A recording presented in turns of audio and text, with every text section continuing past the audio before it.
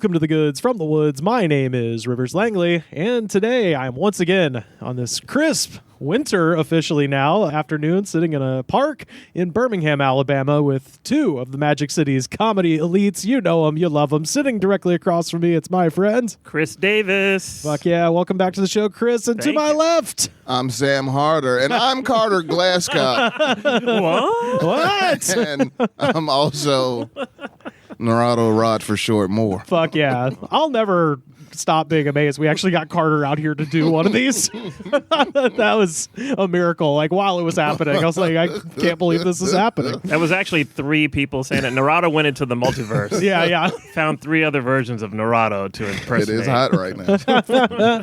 I kind of, Rod and I were talking about this over some Y.O.L.O's hamburgers and chicken fingers just a moment ago, but I did want to say shout out to Ledbetter up in Chattanooga. Had a really good time doing stand-up there, but I wanted to mention Chattanooga, underrated city, by the way. Chattanooga, Tennessee. Absolute hidden gem. Beautiful. In the fucking South. I love that city. Yeah. I haven't been in a long time, but I love Chattanooga. I always loved going to the aquarium as a kid, although the last time I went, I was sad to see my favorite fish. I don't know where it went. It's not, the beluga sturgeon was missing. Sushi time. Yeah, I was upset about it. I was just down with the little cylinder of jellyfish. Oh, hell yeah. Oh, I love Put that. your head in the jellyfish tank. Yeah. You can eat whatever you get out. Yep. But yeah, I got there a little bit early, so I had some time to kill. So I did the one thing everybody does, which is drive up to the top of Lookout Mountain and watch the sunset over the city. And then just for funsies, I found this museum online, and I was like, well, this is mega weird. I got to see this. Chattanooga is home to the International Towing and Recovery Museum. Because, little known fact, the tow truck was invented in Chattanooga, Tennessee. Who says people in Tennessee don't have any culture? They're just uncultured Southern swine. Well, what about this world-renowned history of the goddamn tow truck museum? I still want to go see. You gotta go. Tow truck. You gotta go. Candice, you can't make that. No, you can see literally the first tow truck. That's right when you walk in. They've got it there. I think that they said that a car turned over in a creek, and they spent 15 hours trying to get it out. And then literally, as if it was like a TV commercial from the early 2000s, somebody went, there's got to be a better way.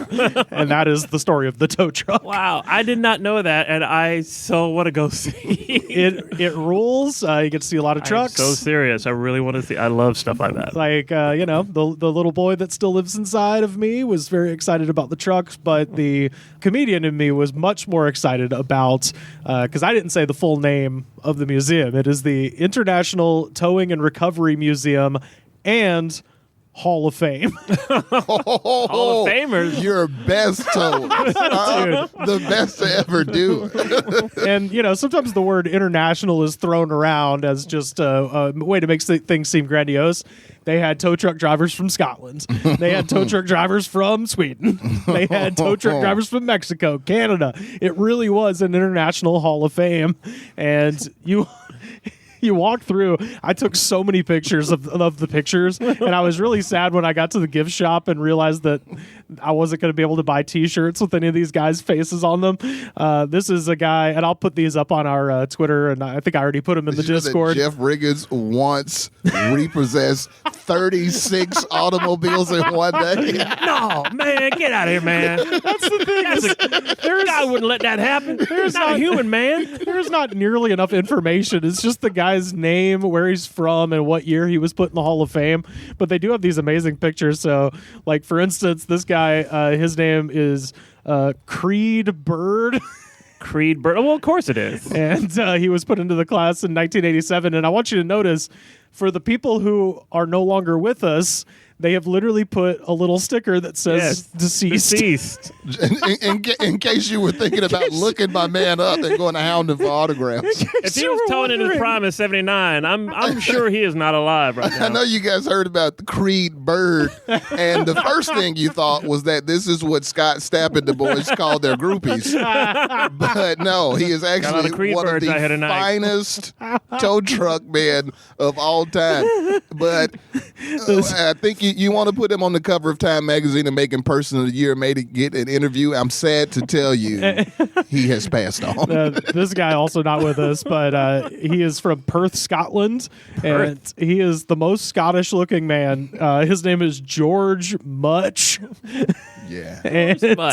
George Much, but never too much. It's like, dude, he's got the mutton chops. MUTCH, Much. He's got the wind-weathered face of existing on the Highlands of Scotland. And Much ado about your car stuck on the side of the highway. I want to start a new thing where the year you were born, just Google who was in the Hall of Fame. Tow Truck Drivers Hall of Fame. Choose your year, put it in Google, Hall of Fame truck driver. Who would have ever thought that it was such a fraternity? Yeah. Who would have ever thought that like tow truck drivers from a county over interact with each other, let alone an international? Have you heard about my man from Australia, though? Yeah.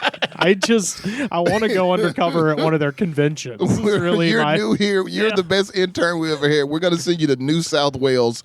You've got to study under the finest tow truck man down under. I think you just walk in there and go, "Hey, I'm Frank. Where you towing?" I got to say, gentlemen, I think we're about 40 years too late for an incredible Clint Eastwood movie. Yes.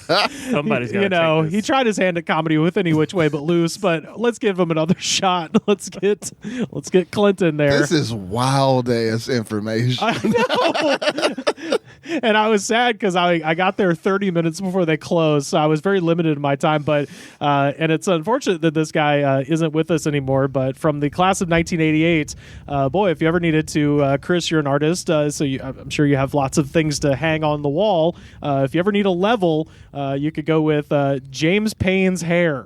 Oh my God! No, I thought the photo was cut off the top. Nope, that is a crew cut, man. It's that dude looks like Arlie Ermy. Yeah, that is a crew cut. That is a crew captain, first mate. Yeah, it's amazing. That is amazing. Yeah. And the I praise that hair. I praise. You got to use a protractor to get angles on a haircut like that. I want to meet his barber. I really do. It's perfect. You mean you want to meet his architect? Yeah, that's true.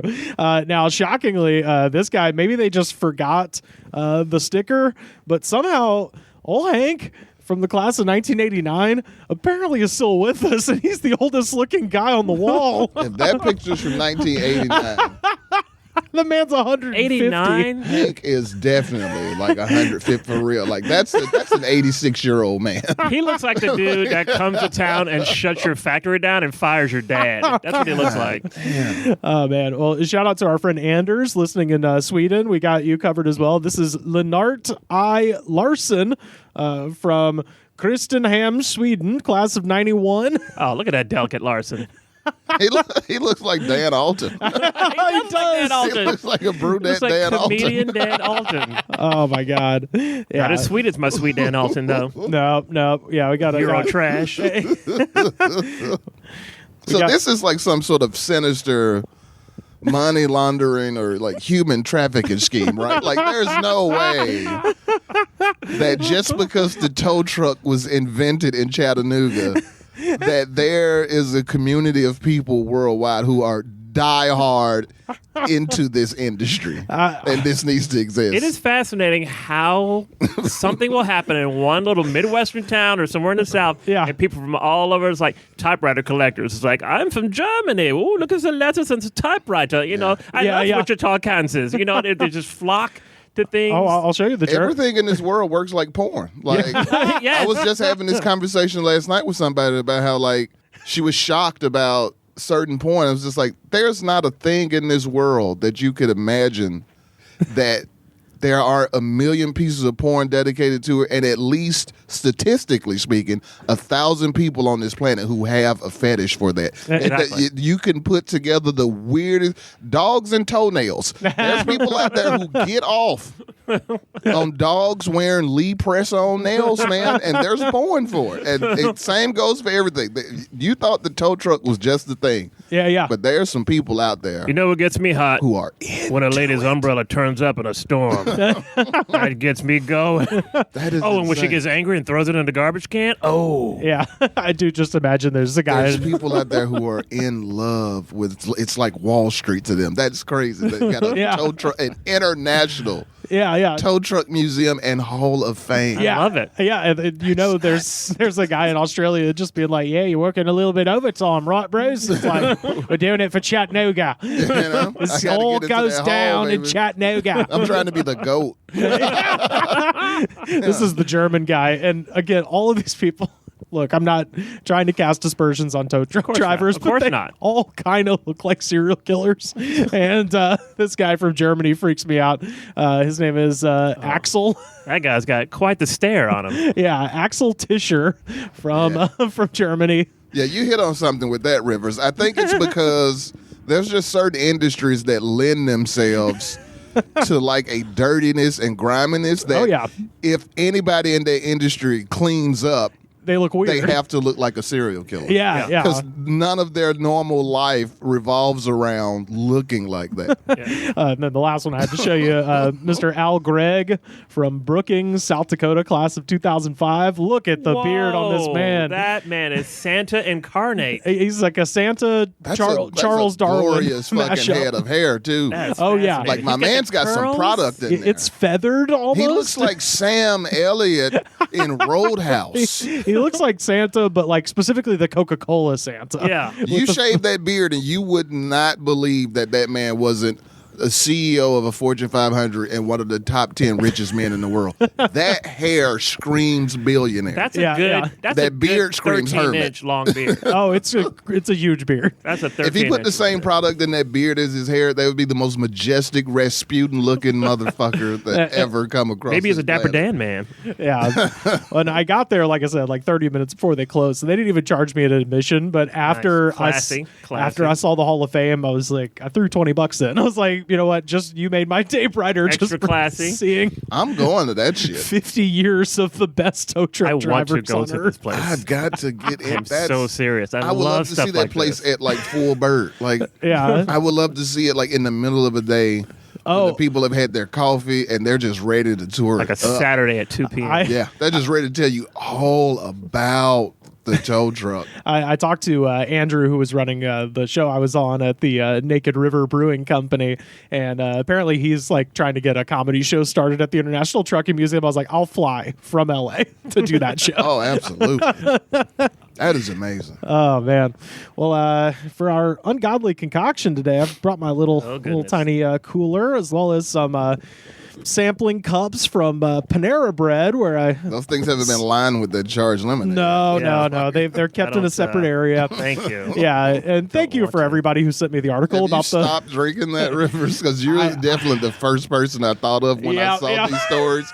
Because you introduced me to that, and you introduced it to the world through your addiction on the podcast about it, and then immediately, like 8-10 months later, people were dying from, and I was like, Rivers got to stop drinking that shit. Yeah. Well, so I've calmed it way down because we talked about this last week. Nationwide, they have now put all charged lemonades behind the counter, so you have to go up and lower yourself and ask permission to get charged now. And my pride, it's it doesn't. Please, sir, can I have some more? Would I stare out into parts unknown? I didn't know about this stuff till last week when people started dropping. So they started keeping it behind the counter, and Today was the first day, as Leonard Skinner said, Lord help me, I can't change. There was no one else in line, so I didn't feel as bad about it. I didn't feel embarrassed. I was like, can I get... But you'll be proud of me, Narado. I did ask for half a cup of yuzu so I could make me a yuzu Arnold Palmer. So it's not as crazy. But also, tampering in God's domain. My buddy Matt said they're dialing down the caffeine content, so it might be making its way to the other side of the counter once again. They fucking should. Yeah, because I didn't crazy. realize the content was higher than like everything. It is literally the same caffeine A coffee content. plantation has less caffeine. It's the same caffeine content as their dark roast coffee. It's 260 milligrams of caffeine per 20 ounces. Yeah, and they sell 32 ounces. And they didn't put a warning on that. Just for average people, not people with health problems. Yeah. Just was like, you're going to jitter like a $30 milkshake. Doctors recommend 400 milligrams of caffeine Maximum. a day is the max. Yeah. Yes. Yeah. And if you have 2 cups of that shit, you're over the daily recommended. And that's not counting the rest of the caffeine you're going to have that day. Right. Like you go to Panera 16 and hours eat of lunch. caffeine in you. Yeah, like you go to Panera and eat lunch, right? You might refill the cup twice. Yeah. That's 3 fucking servings of that shit. Yeah. Far over the 400. Yeah. And that's not counting the 2 cups of coffee you started your day with. Like the 2 sodas you're going to drink later tonight. That's so much caffeine, man. Yeah. That's so illegal. Yeah. Well, Panera's in so much trouble because, like, in order for you to do that, like, if we all know that it's 400 milligrams a day, then they damn sure were told that in their meetings. Yeah. And they still were like, we're putting 260 in the 20 ounces. You deserve whatever bad comes to you when you do that, man. I watched it happen in real time today. The guy in front of me ordered a 32-ounce one of those, and that's 390 for those listeners at home and keep it. It's 130 pour 10 ounces. That's 390 milligrams in 1 cup. One drink a day. Everybody drinks like 9 drinks a day. Yeah. 1 drink, 390 milligrams of caffeine. Yes, yeah. But the guy was like, she gave him a warning. She was like, just there's a lot of caffeine in this, and the guy was like, and he kind of looked at me, and I was like, and I kind of just smiled and nodded at him. And then instead of just getting one flavor, he asked for a suicide, which in this case might be literal. He got them to mix the strawberry watermelon mint, the sugar-free blood orange, and the yuzu mango into 1 cup, and then I watched him drink all of it. As a person who may have said this on the show before, I have a weird thing with my body. My body's all jacked up. Caffeine makes me sleepy. I can only imagine what would have happened if I downed a cup of this. You'd sleep. Only imagine. You'd sleep the last sleep, Chris. It would be it. The last. Where's Chris? Oh, he's comatose from Panera. Panera, yeah. Well, I just have the cups from Panera. Today, we're going to revisit a brand that's really kind of started this whole thing back in 2021 when we started sampling energy drinks, something that I happened upon. Normally it's something that is really only available in traditional gas stations near military bases, but they are available at Dollar Tree, and I was at the Dollar Tree over the Thanksgiving holiday in Asheville, North Carolina, and I found the flavor of Rip It that I had never heard of. Apparently, they've got some new stuff. What has the government found overseas? Yeah. in the rare earth mineral mines of Uzbekistan comes Rip It Y.O.L.O. Whoa. What is it? 2013? Lowski. It's only 10 years too late. This is literally a new flavor, and someone was like, you know what we should call it? Y.O.L.O. That lets you know how afraid you should be of people who Rip It is their Red Bull. Yeah. Because they're the type of people you can make things call YOLO for. You only live once, so don't drink this. They're like, hell yeah. Well, Y.O.L.O is just one of the new flavors. I did see there was another one called not Candyman. It does have a little picture of a gummy bear on there. Not Candyman, Canned Man. Oh. Canned Man? CAN''D man. Canned Man. Is that an anime character like One Punch Man? It just sounds like pieces of a person in a can. It's like, It sounds like a semen infused. Yeah, Canned Man. Drink. Yeah. Canned Man. Why have a real one when you've got Canned Man? A little peppy. Yeah. Well, we got the wind going, so let's go ahead and crack this and give it a sample. Oh, hell yeah. Listen to it. It's yellow pineapple. It is very yellow. I will say that. It's yellow. It's Y.O.L.O. It's Rip It. Just a dab for me, please. Sure. I do like the gold pull tab on it.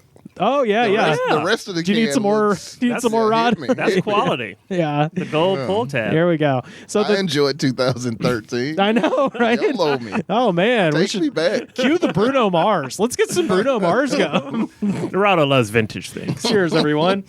Okay. It smells like pineapple. I'm going to tell you. It's pretty good. This is not bad. It's not the bad. worst It you tastes brought. like pineapple soda. Yeah. And I will say, because normally Rip It has a pretty sweet aftertaste. This one actually kind of falls off a little bit. Yeah. This doesn't have that weird back taste either. I think it's because there's actual sugar in this, as opposed to all the. This just tastes like a pineapple Fanta. Yeah, it's not too bad. Rip It's not too bad. Rip It, as we know, is made by the same company as Faygo. And also, by extension, I like to remind everybody, lest you think that you're being bougie with your La Croix. La Croix, also made by Faygo. So the worst drink ever fucking made. Yeah.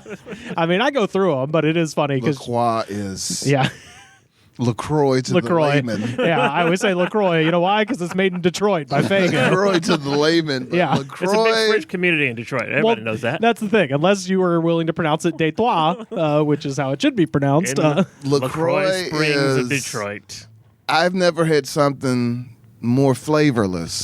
The fruit flavors of LaCroix, it tastes like somebody sprayed Glade air freshener into seltzer water. It is the nastiest. This is raspberry flavor. Something's wrong with these raspberries. First of all, they put a fucking one bulb of one in here, and it was rotten. I always imagining there's a guy with a piece of fruit like in a mesh bag and just dip it in each can. It does taste just like dip that. it. Just one dip. You get one dip. It just tastes like seltzer water that something's going wrong with. Oh, I hate LaCroix so much. I have a small update about Rip It. Of course, we mentioned this back in, I think, 2021 when we kind of started doing this, and I started looking into Rip It. Rip It has an exclusive contract with the Department of Defense. What? Yeah. And so they ship hundreds of thousands of these across seas, across the oceans to wherever the United States are engaging in wars. And apparently they would distribute them to like commanders and battalion leaders and stuff like that. And they would be offered as like little rewards for doing good in the war. Because you got to take care of the troops. Yeah. You know? Yeah. And when you come back here, we'll let you be homeless. Yeah. yeah. But while you're there, we will cut your fucking veteran benefit check down like 90% for what we told you it was going to be. Yeah. And it's going to take you 9 years to get that toe looked at by a doctor. But in the middle of a war zone, how about all the energy drinks you can drink? Not even the energy drinks, just specifically Rip It. So the Pentagon cannot keep track of like 60% of what money they have. Yeah. But make sure that Rip It gets to our boys in Iraq. They're over that shit. We need more Kevlar. I don't know what you're talking about. But here's 30 new cases of Rip It, boys. You drink them down, you squash that aluminum, you got Kevlar right there. Boom. So the weirdest 5 layers of cans is equal to 1 sheet of Kevlar. Drink up. That's science. So is it in you? Let's hope not. So the weirdest thing about Rip It by far was the name that they gave to their coconut mango flavor. Oh, what's that? So it has been renamed, and the new name is also weird, but not as weird. The original name for the coconut mango flavor, and I'm not joking, Putin Power. What? Putin Power? I got this. Well, I've put this up. I've sent this to people who don't believe me. This is from their website. It provides a definition. First of all, it's spelled Pootin, and then it has like a bunch of weird like money signs around it. And they provided on their website, Go ahead and read that for me, Chris. It's two definitions. Putin is noun, a rebellious and defiant person known to carve their own path and do things their way for good their or bad. Own path non-conformist. Right through Ukraine. Example: Joe quit his job to escape the monotony of everyday life and chose to travel the world instead. He's a real Putin. Verb: the act of freeing yourself from societal restrictions, the escape of mainstream ideals, societal norms, and responsibilities. Example: Jane loves to dress uniquely. She's definitely Putin today's fashion trends. No, absolutely capital the fuck not. P-O-O space capital T-I-N. Absolutely the fuck not. I thought it was a reference to flatulence. Yeah. Putin means none of that. And nobody says that. What language is this? I have not been to every corner of America in a literal sense. I have not seen the local culture of every single county, at least, in America. But I can guarantee you, no place on this fucking earth are people using Putin in that manner. Hey, those definitions are all made up. It's a red letter day for Putin. Anybody up for Putin with you? Yeah. Just sticking it to the man and just Putin and Putining. I'm just at the mall. We got Jeff's birthday party tonight. It's going to be full of girls. Your boy trying to get a nice fit because I'm trying to step in that thing Putin. You know what I'm saying? I'm gonna be Putin in there tonight. I'm gonna have to fight him off with a stick. Well, can I have Putin, my poutine, if I'm in Canada? There's no the only explanation I had was that on the can there was like a bucking horse. So I was like, maybe it's a farting horse. I don't know. Or Vladimir Putin riding shirtless on a horse. Right. That everlasting image. Yeah. That is the craziest corpo nonsense I've ever seen in my life. Well, apparently somebody at the Department of Defense got in their ear and was like, hey, don't call it that, I guess, because now they got a problem. Yeah, now they got a problem with what Rippett's doing. Yeah. This is the first time I've checked on the status of this flavor in a while. So they've got a new name. And again, I brought this up the first time we talked about it. The flavor is coconut mango. Mm-hmm. So the naming possibilities fucking endless. And now is what, Moose in Leany? No, it's it's got a moose on it. No, it what should be like what should clearly be like Hawaiian Breeze or Cozumel Fun. I don't know, some tropical shit. They call it Goliath. Goliath. Cozumel Fun. Does it make you feel like a giant? I'm starting the Jimmy Buffett tribute band called Cozumel Fun. I'm going to be front row with a Cozumel Fun t-shirt where you're doing this. Narado, cheeseburger in paradise. You know what we want? Cozumel Fun. Cozumel Fun. Cozumel Fun. But yeah, has so many tonight. Drinks are rum. And we'll set Senor Frogs on fire. You a Cozumelo? These are people we follow Narado's band. Cozumelo. You a Cozumelo? I'm a Cozumelo. But yeah, it's now called Goliath, but they didn't change the header on the website. So when you scroll up, if you push it up further enough, the image that's at the top still says Putin power. So and it takes you. They won't let it go. That takes 10 seconds to change, and they didn't bother. That sounds like America. Can you just make it more biblical? Yeah. And less Russian. Yeah. But also, it's like more biblical, less Russian. Okay, we're gonna go from Putin to Goliath. Like, there we go. That's what I'm talking about. Because our troops are like David, and they're taking these things down. Right.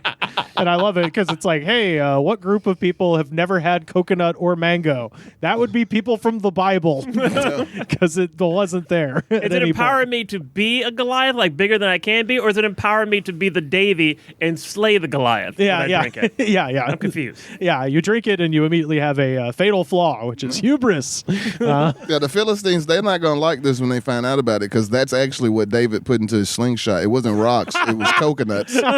He was a real Putin. He fucking hit Goliath in the head with a coconut. And that's what killed him. Oh, my God. And then they name a fucking coconut drink after the man. That is fucked up thing to do to your legacy.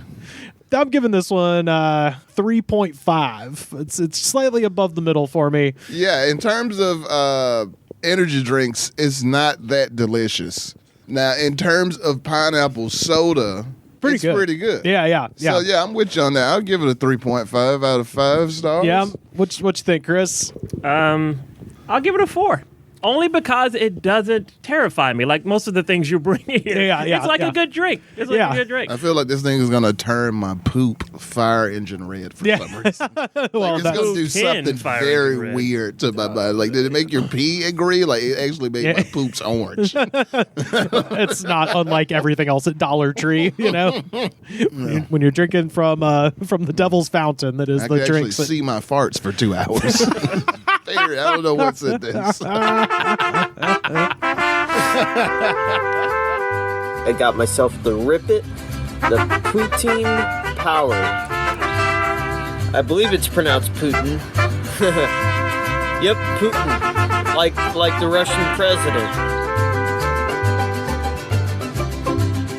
We have a segment on this show called Top 3, where we reach out to our listeners at The Goods Pod on Twitter and, of course, on the Discord, which you should join now. By the way, for some reason, Discord has this annoying thing where you have to send people an invite to join, but the invite expires every couple of days and I have to refresh it. So if you're trying to join, just shoot me a direct message and I'll get you an invite. But anyway, all of these were sourced from those sources. So let's start out here. This is from our friend Dom, listening in Tennessee. Top 3 books that you were required to read in school. Yar. So I'm just going with like the ones I enjoyed, the ones that really stuck with me are not ones I enjoyed, but the one specifically I'm thinking of is in 6th grade, we were made to read some book called By the Great Horn Spoon. What? And it was about... What is that? It was about gold mining, and it was like a guy who... Did you grow up in Colorado, unbeknownst to me? No, I grew up in Alabama. So fucking gold mines in the South. It was like Weren't you reading how green was my valley instead? No, it was about some guy. It was like a kid who went to the gold fields with his butler. What? It's fucking insane. And I've never been able to shake it. It wasn't a good book. It can't be because it was written by a psycho. Yeah. If you've got a butler, buddy, why are you at the gold fields? Your dad owns a gold mine. Yeah. And if you've got a butler, not only does your dad own a gold, he's like an investor type own. He's not like the foreman. He wasn't the first person to dig it and then just owns it. Your dad is a corporate, like nobody takes their kids. Like, you think the people who have invested their money into Tyson Foods, who live in New Jersey or something, you think the butlers taking their 10-year-old to see how the chicken gets made in fucking Arkansas? No. This is weird. I just remember the kid's name was Jack, and when he got to California, he discovered he loved coffee, and so they called him Jamocha Jack. Jamocha. Those are the only things I remember. The title, the fact that I swear to God, the butler was named like Bigglesworth, or like he had a worth. Is this book written in 1906? It may have been by somebody from the Caribbean. It's amazing I kept reading after this, but his butler, he was 10. His butler took him to the gold field. What the fuck is a gold field? Took him to the gold fields, and then he went to California to discover his love of coffee. Like in no era of Californian history is that a thing that California does. Sounds like a 80-year-old department store in New York. We go to Goldfields every Christmas. The display in the window is great. That is insane. No, that's, I guess, in the honorable mention category. Not, like I said, not because it's good, just because unforgettable. By the Great Horn Spoon. But no, my real answers. By the Great Horn Spoon. Which, if I'm not mistaken, is what they called the tip of South America. Like, they had to sail around it, and they called it the Great Horn Spoon, which, even at that point, I think everybody was landing at the Isthmus of Panama and just going overland, even before the canal, but whatever. So this book is just propaganda for why we needed the Panama Canal? I guess so, yeah. And the Suez. This is just canal propaganda. Narado, I give you so props for dropping some Suez science out here in the park. I applaud you. I bet you never thought you'd be in Avondale Park one day and somebody would drop the Suez Canal on that I never ass. thought it. I've lived. I got an energy drink that didn't kill me, and I got some Suez references. But no, my real answer is number 3, Sound of the Fury by William Faulkner. It's 3 different narrative styles all smashed into one, which I always really enjoyed. The first one was, I like that Faulkner just immediately starts you out by reading a chapter that's narrated by somebody who is, mentally handicapped, because you have to sort of put together a bunch of strange kind of images to actually figure out what the fuck is going on. And then the second part is a suicidal kid in Massachusetts. And then the third part is the asshole brother who is just being a real dickhead to his niece. No, it's one of those books, like when you finished it, and if you have a truly great teacher teaching you this stuff, and you get through it and you're like, that was hard to understand. And then there's a good teacher there to be like, here's why it's cool. And you come out on the other end thinking, God damn, that was cool. Yeah. That was one of the first. And that would also be true for my number 2, which is 100 Years of Solitude by Gabriel Garcia Marquez, which is amazing work of magical realism that literally the first 2 pages are a giant family tree because everybody is named Jose Buendia in some way. So there's a million different Jose Buendias. It's like George Foreman and his son. Yeah. But again, it's like a really difficult book to read, but also super gnarly when you finish it and you're like, I understand stuff. Nice. And then my number 1 is just the book that I've been assigned to read so many times. And I've said before, it's like, if you could give me about 30 minutes to prepare, I think I could lecture on this book at this point, but it's Frankenstein. I've been assigned that book probably 7 times in my life. Like, it's seemingly every year in college somehow, and then in high school, I think twice. Mary Shelley. Yeah, Mary Shelley. I'd say as far as like novels go, that is the crowning achievement of the Romantic era. All those people were known for poetry, and then Mary Shelley was like, hey, I'm 19 years old. I'm going to go ahead and invent science fiction. I like fucking ghosts and shit. Yeah. It's always like, because people are always, was she 19? She was literally fucking child, 19 when she invented science fiction. An everlasting genre. 19. Yeah. That is almost as surprising as the tow truck museum. Yeah. But it's almost. But way less important. Yeah. Than the tow truck. Let's just be honest. Yeah. Thanks, What Shelley. has done good. you more good in your life? All Pros inspired by Mary Shelley's Frankenstein, or a fucking tow truck? Yeah. But no, I always tell, if you talk to anybody who's in any artistic pursuit, and they might come to you with some like, man, I'm almost 40. I don't know if this is going to work out. I'm like, look, we should all feel like shit. A fucking teenager invented science fiction when she was sharing spooky stories with her husband and her husband's friends. Right. So everybody just feel like you could just take her story. Another thing to feel bad about. Yeah. You're 40 and single, motherfucker. Yeah. She was married and 19 when she invented science fiction. Gosh. Yeah. She lapped everybody so quick. Overachiever. I feel very inferior now. Well, but I think that's a good starting place. You can always tell people that, like, hey, man, don't worry about it. Age doesn't matter, because we've all been bested by a English teenager. But yeah, those are my 3. What do you got, Chris? I was struggling. I couldn't remember required reading or insisted upon reading. So I'm going to supplement the one required thing with 2 things. Okay. There was a series of science mini novels set.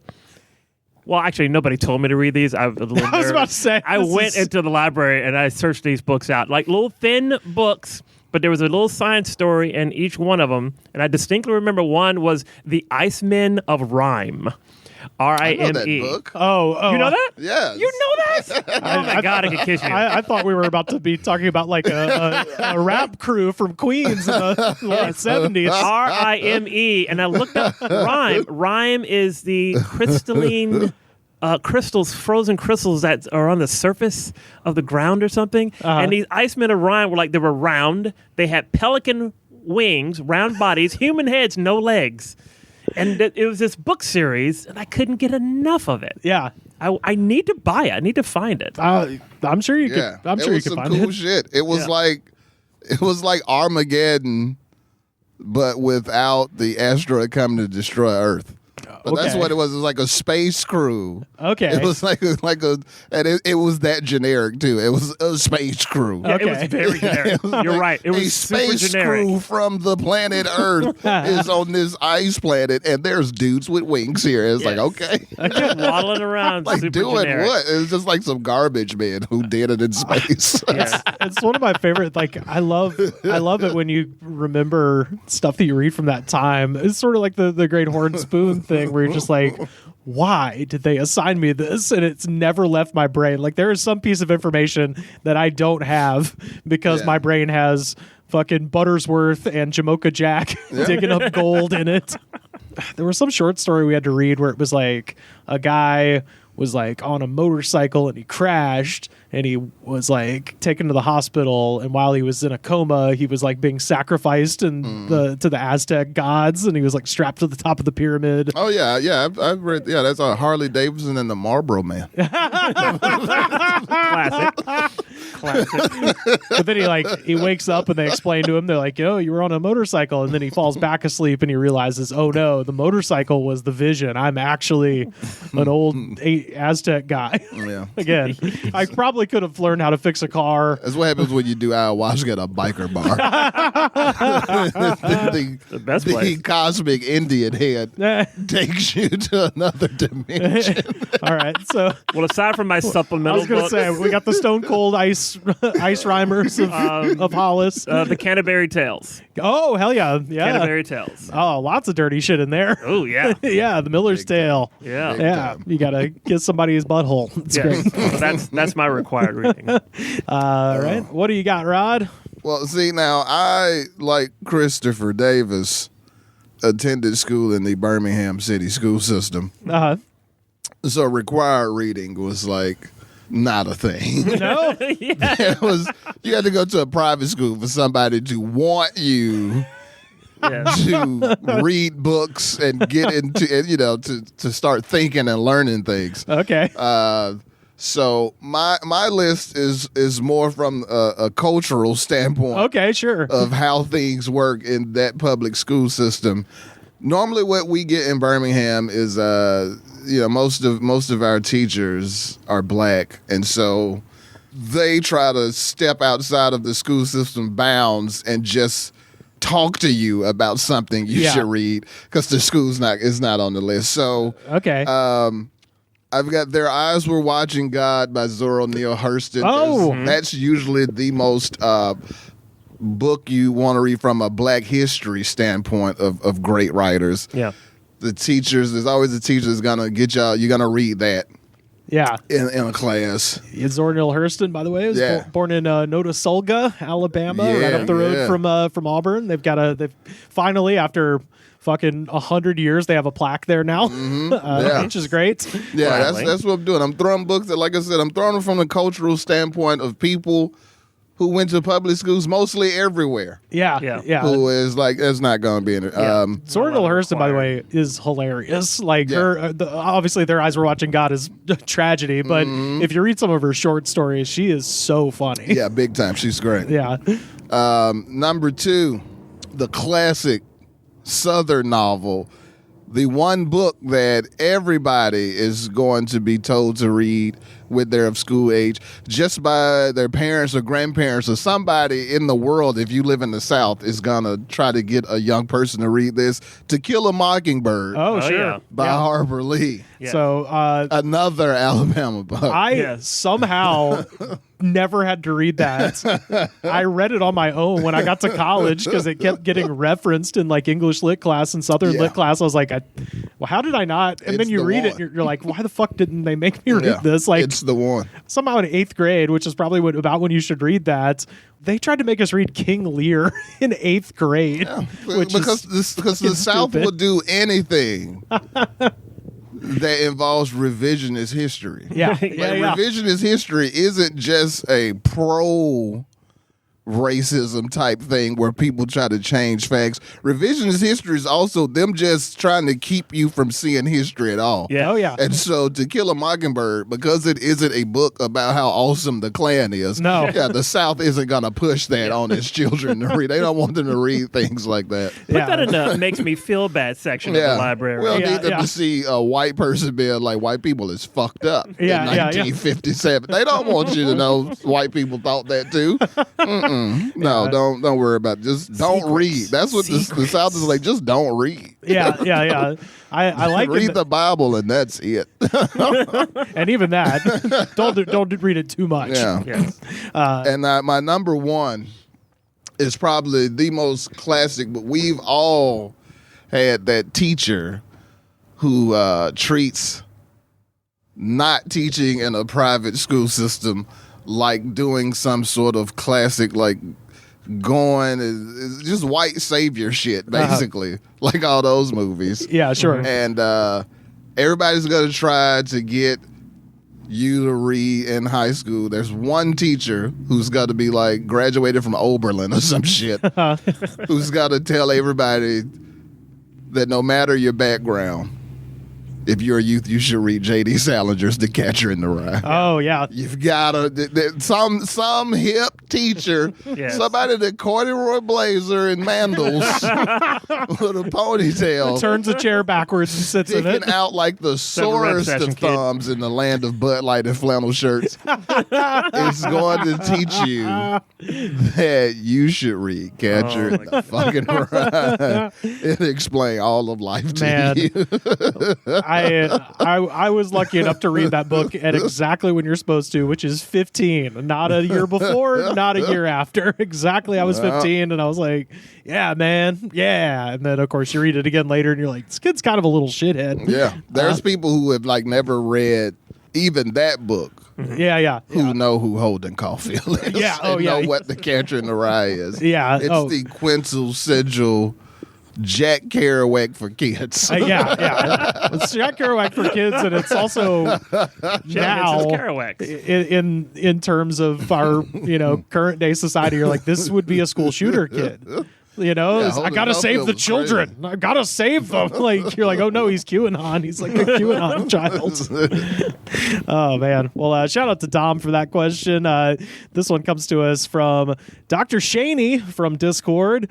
Dr. Shaney wants to know, and I cannot wait to hear y'all's. This is top 3 TV theme songs. Yar. So this was hard. I wish you didn't inflict such pain on me. I just had to go for my gut. What popped into my head. That's what I did. I was just shooting from the hip. I'll save my honorable mentions in case y'all don't mention them. But my number 3, and I love this for 2 reasons. One of them is that it's short.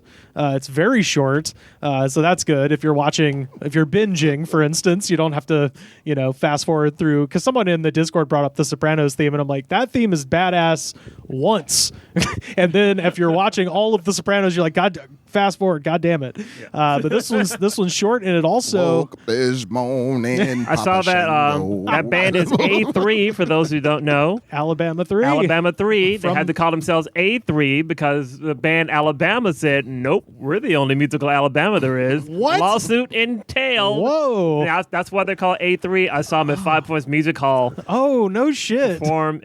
Fucking awesome. Yeah. Fucking awesome live band. Man, I did. This morning, is it? Then you got a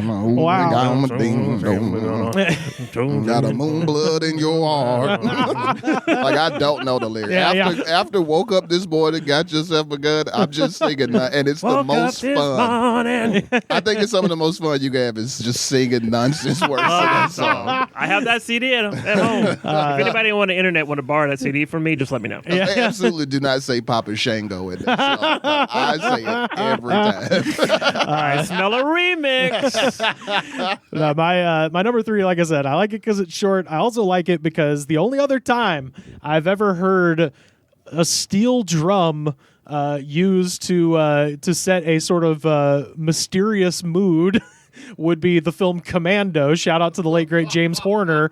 But this one also has a sort of steel drum that gives you a bit of anxiety, and that is, of course, Dave Porter's theme from Breaking Bad. It's fucking 10 seconds, and it's got a slide guitar, but then you hear in the background, boom, ba-doom, ba-doom, ba-doom, and out.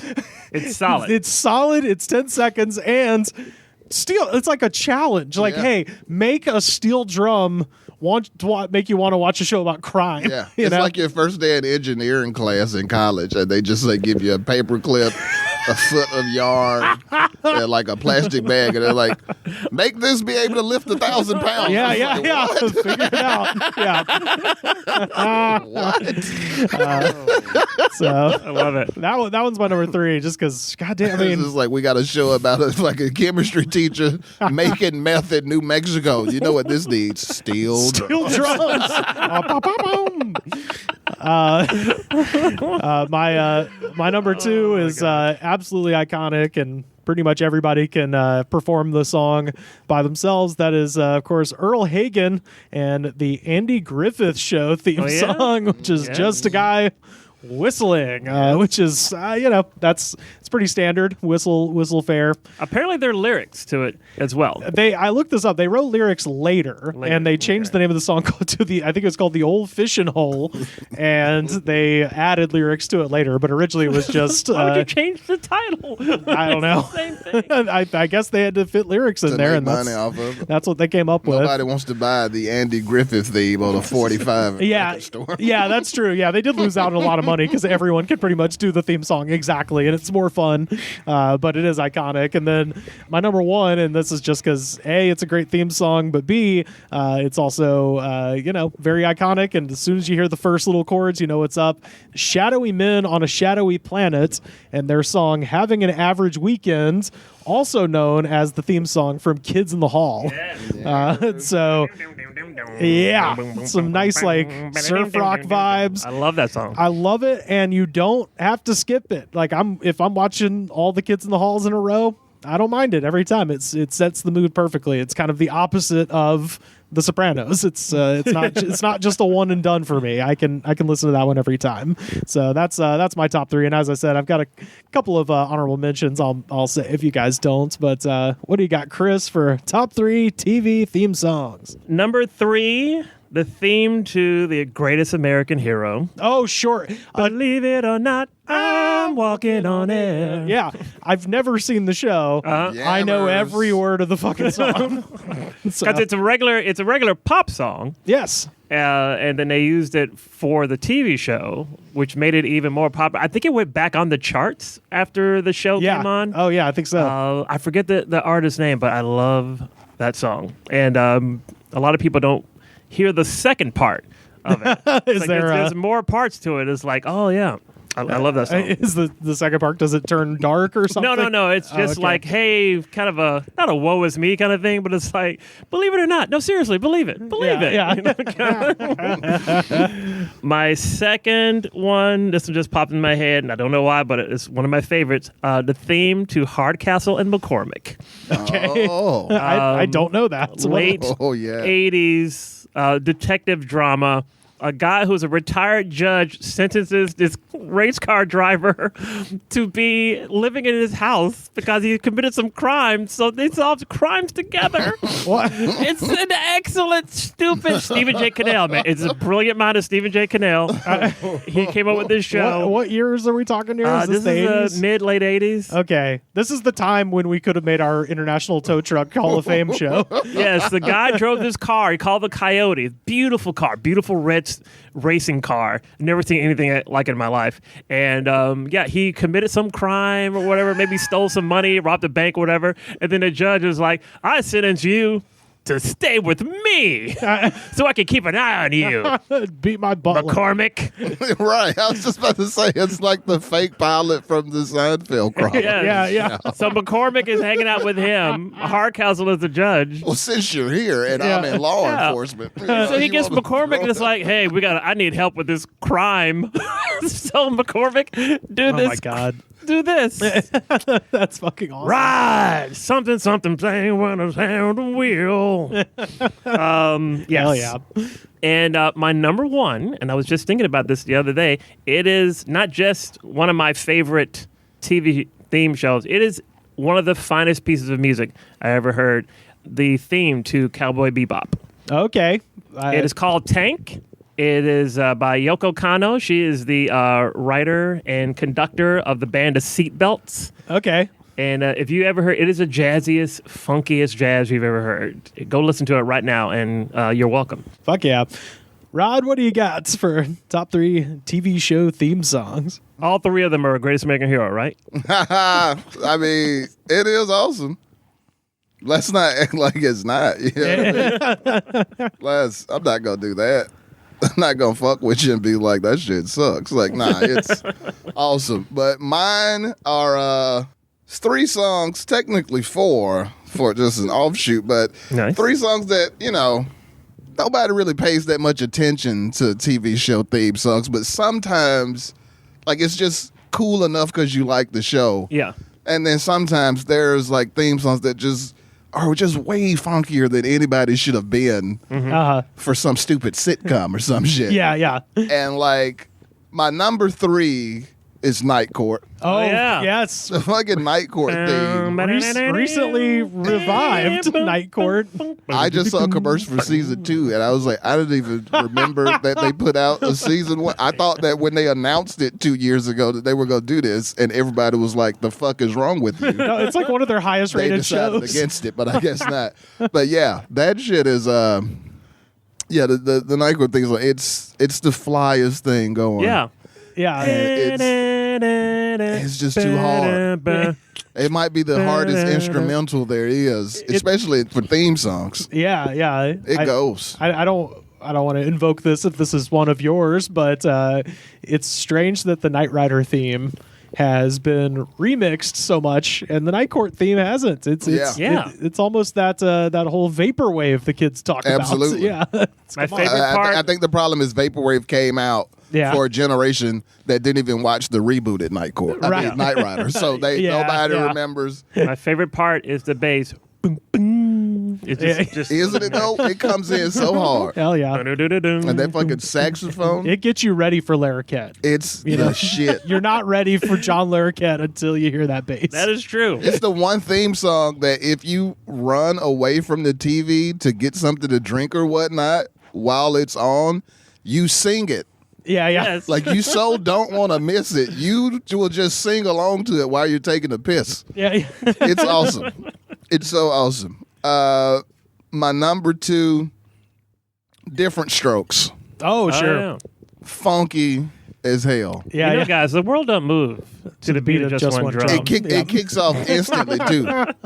It kicks off so hard. Oh yeah. And it's just like it's one of those rare songs that there is no crescendo. No. Like it just starts at the peak. Yeah. And it just stays there the entire time. Yeah. Jamming on the one, as James Brown said. Well, the boom, boom, boom. Like it's just one drum. instantly. Well, my right for you. Instantly. Not a rival song. And my number 1 for TV show theme songs would have to be the Growing Pains theme song. Oh, yeah. shit. Yeah, hell yeah. Because we got each other. that song is like fantastic adult contemporary romance music. It's like R&B meets adult contemporary. It is perfect. It's like if Christopher Cross was black. Yeah. It's like Is he not? Who sings awesome. it? It's not Patrice Rush. Show I me forget that who smile again. Show me that And it smile. comes in so smooth like that after Mike Seaver doing some super goofy shit in the opening. Like the show doesn't, it shows you how much heart is going to be in this sitcom. Yes. Because the show starts out with people are laughing and they're doing dumb shit in the kitchen while the kid gets ready for school, and then it just snaps you back into the heart of the show with they cut the blanket. Show me the smile. Show me that smile. Don't waste another minute on you crying. Oh, it's so that is a good song. It is such a good song. I think it's the best theme song of all time because of that. It's just you want to know more of that song. I forget the two people. The lady who sings it, she's like an R&B singer, like famous. I can't say her name, and the other guy, I can't say, but I love it. I love that song. And my honorable mention, I think this is a song that introduced the world to a band that nobody cared about even afterwards. Mm-hmm. And it had a famous dude in the band who was also an actor, but nobody cared. And then this TV show comes out called The O.C. Oh, sure. Phantom Planet. Yeah. And fucking Phantom Planet. You're already you don't know what the show is. It's like a teen drama. Kid is a white kid from Detroit getting in trouble, gets sick. It's like the Fresh Prince, but for white people. Some hood rat ass white boy from Detroit is getting in too much trouble for a 15-year-old. His family sends him out to Malibu to live with his rich relatives. And then they cut to the opening, and you hear that fucking piano kick in. Yeah. And it's just like, what is... It's kind of fly for a theme song. California! We've been on a run, driving in the sun, looking out for number one. And you're just like, this shit is whamming. And then the beat drops. Hustlers, grab your guns. Your shadow weighs a ton. Riding down the 101. And it's like, holy shit, who is this? And it turns out it's Jason Schwartzman and the boys. Rushmore star Jason And it's just like, I gotta check out more of this band's music. This is the shit. And that song takes off, but that band does not. No. But that song, I've never seen more people get more interest in a group based on a theme song or commercial or some shit ever. They still play around town. I bet they do. Yeah, but I have a Phantom Planet CD that I just got 3 years ago. Wow. I bought it 3 years ago. It's because he heard California. Here we go.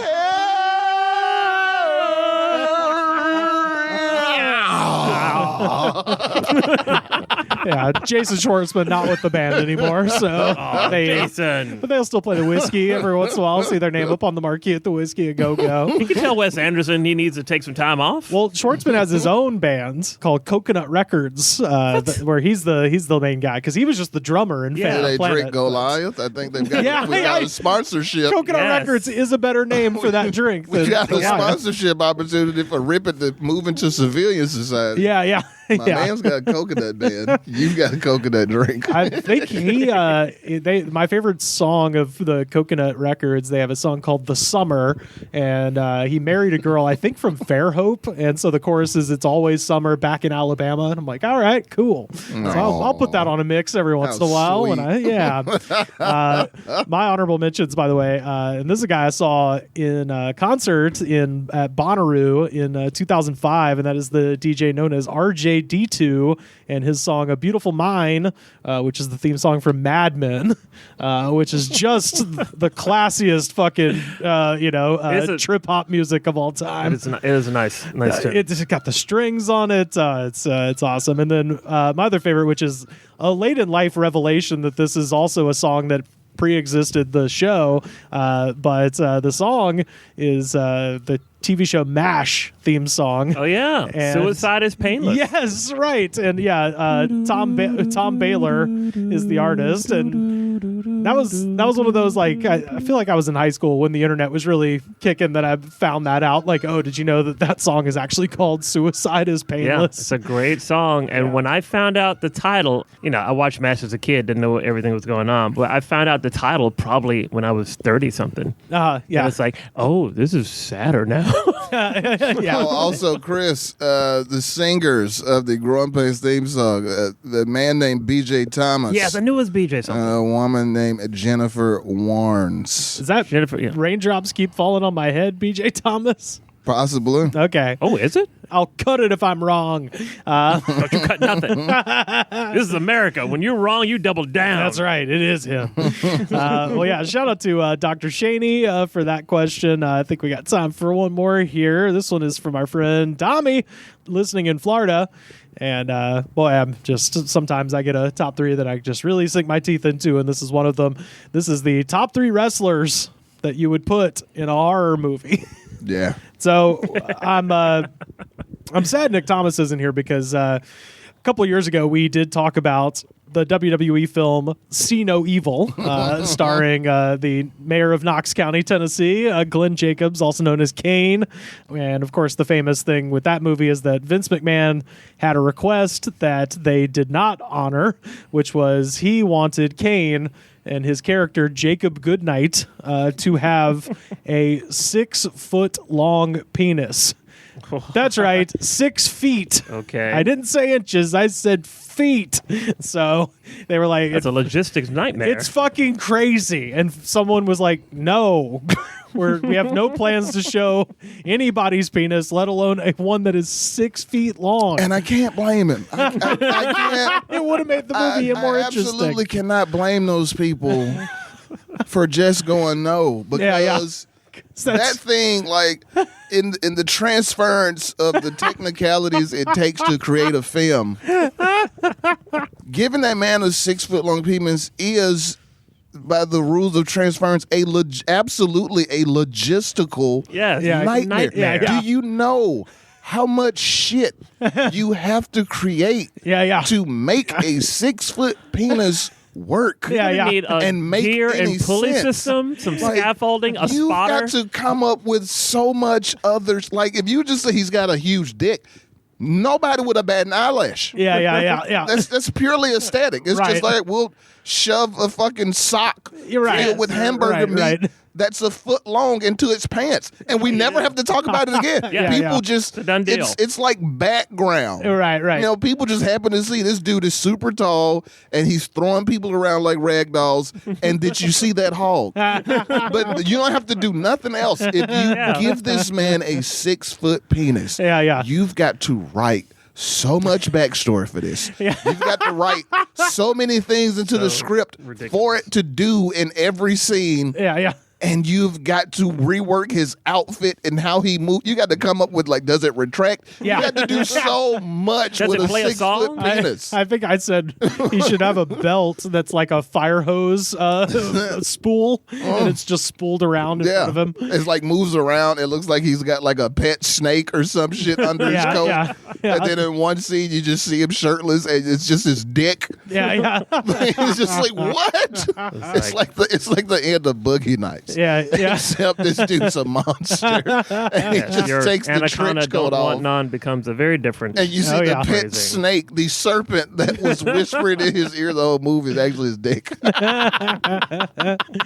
Well, Kane is my number 3 answer, and it's not for that. It's actually more along the lines of his corporate Kane character, because I think it was actually at this very picnic table where I first had the idea after, talking about so much, internet craziness of, people kind of losing their minds online, that I was, I thought about basically making sort of the movie Frailty, but instead of the Bible, it was just the internet. Like a dad fucking gets sucked into like some, online Q cult crazy shit and then tries to kill his family. And I said that here, and then over the course of the next 2 years, that did start happening in real life. Somebody's in there. Somebody's getting Instagram DMs from an old Alta Vista chat room. It's just like, what is this? Yeah. But not unlike the plot of that. Not unlike the plot of that. That's my dad's old screen name from before I was born. He used to use that. Dad's contacting me from the other side of the Alta Vista.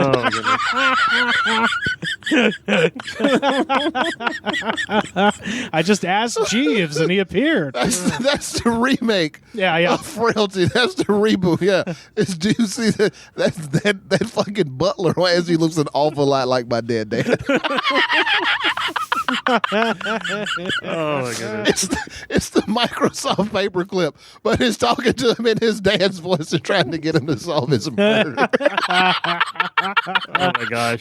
Please, if anyone's listening with $5 million, make this happen. Yeah, come on. You look like you could use some help. Nathan, it's Dad. There's a man on the 3rd floor of the house. What? Oh my goodness. But yeah, not unlike the plot of that.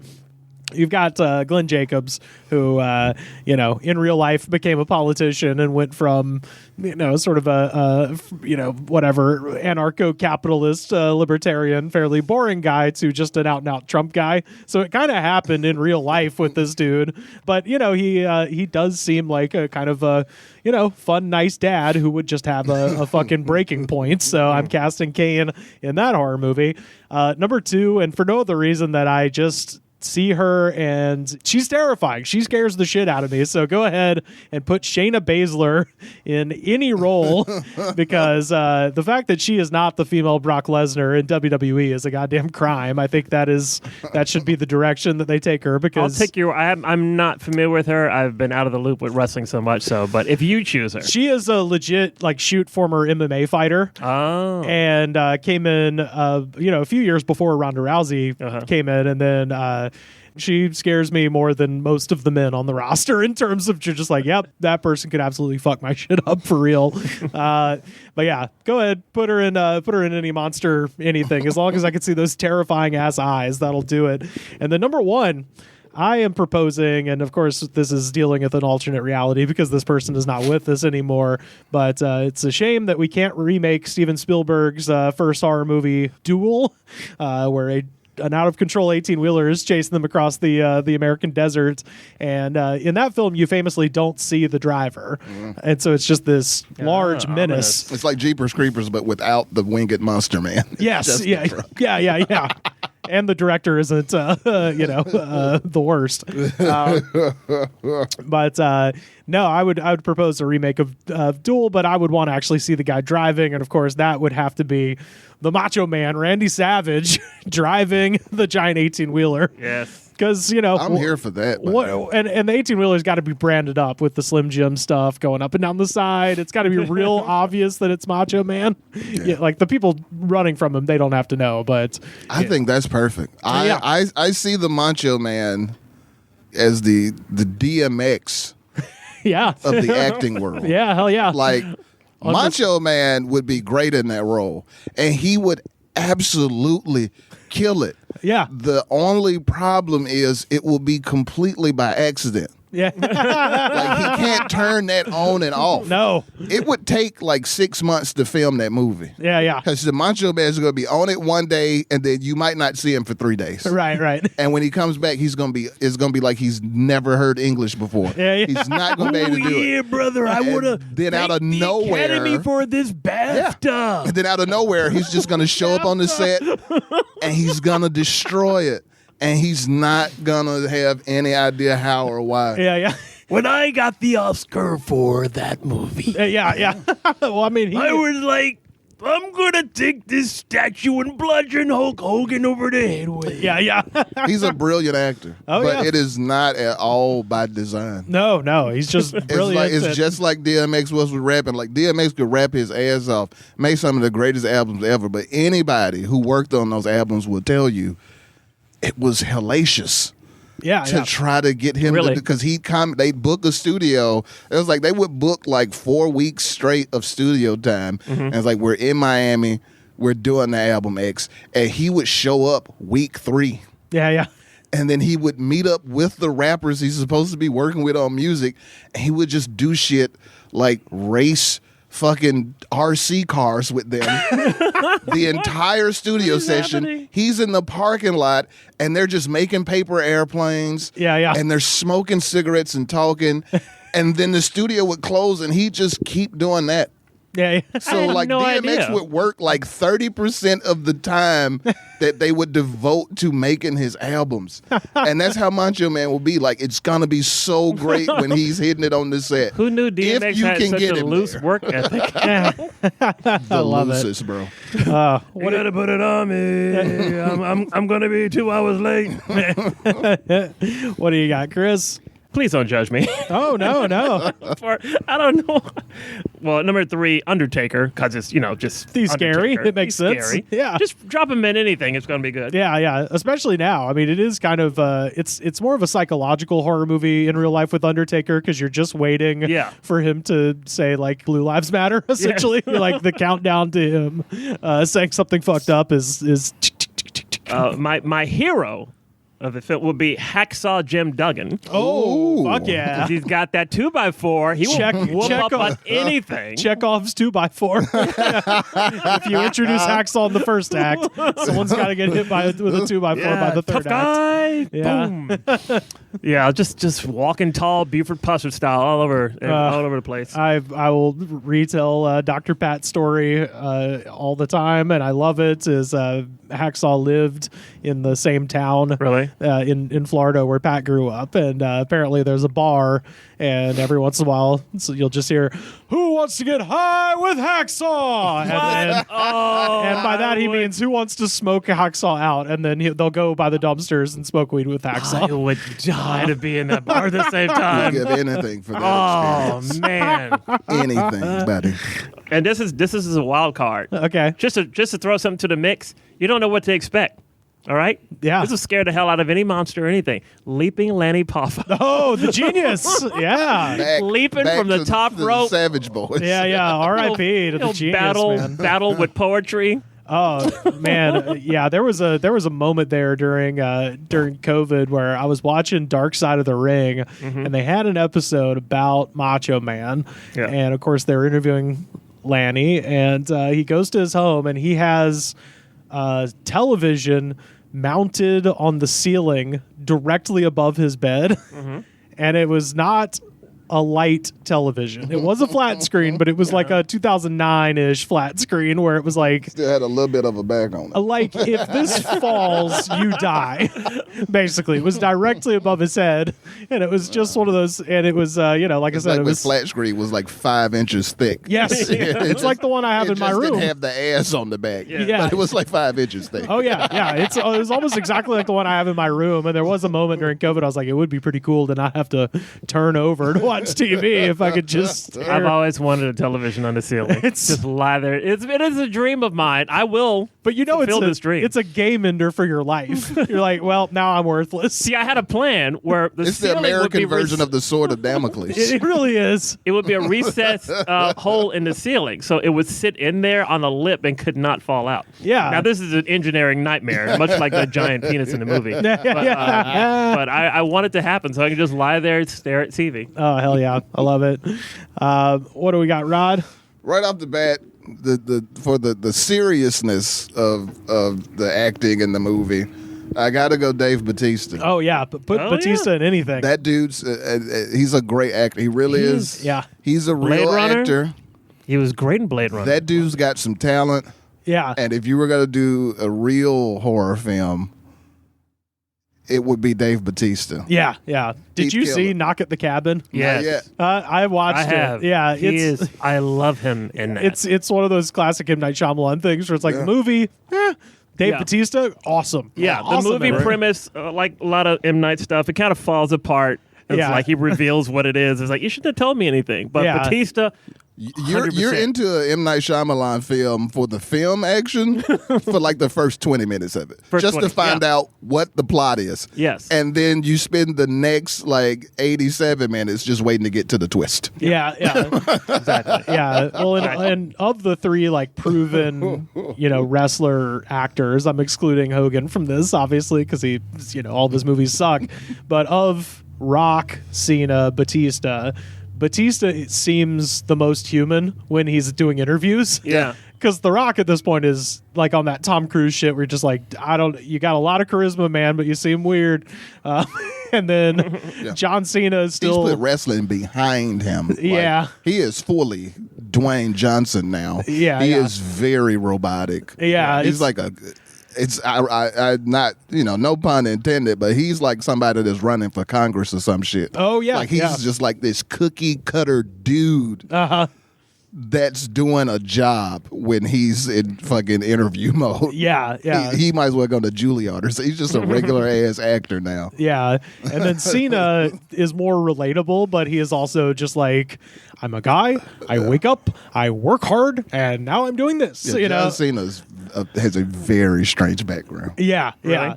And he talks like a professor. Yeah, it's his personality is very not like he does it. He's like, how like you like see those stories throughout time of like one of the people in a royal family who's like very into some regular ass shit. Yeah. That's how John Cena is. Like he's a freak of nature physically, and he's a superstar wrestler and shit. But like if you just see him in an interview, he comes across very much like, oh, this is fucking Prince so and so's son, the Count of this and that, and you wouldn't know it to look at him. But he brought skydiving to England, and it's just like what? What?